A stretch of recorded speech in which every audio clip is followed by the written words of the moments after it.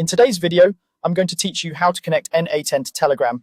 By the end, you'll have Telegram linked as a trigger in n8n, so your workflows can start automatically when your bot receives messages or commands. Start by opening n8n in your browser and creating a new workflow. You'll land on a clean canvas where we'll add the first node. If you're on n8n Cloud or self-hosted, the process is the same. Give the workflow a quick name if you like, just to keep things organized. On the canvas, click Add First Step.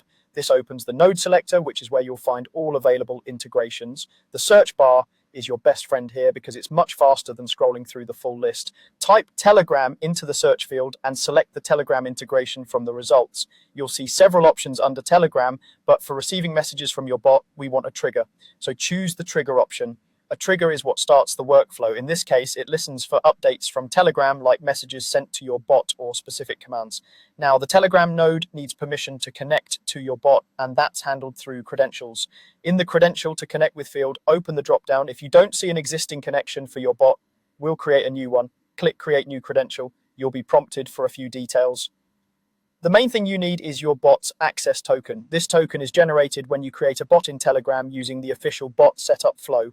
Keep that token handy and make sure you treat it like a password. Never share it publicly or commit it to code repositories. You can optionally give the credential a clear name so you can recognize it later.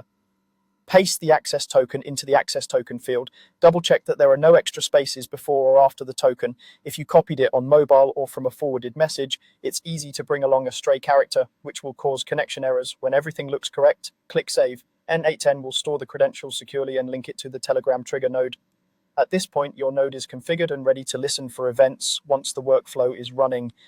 In many setups, n8n will automatically register the required webhook with Telegram when the workflow is activated, so you don't have to do that manually. If your environment requires special ports or HTTPS, make sure your n8n instance is reachable externally so Telegram can send updates to it. That's it.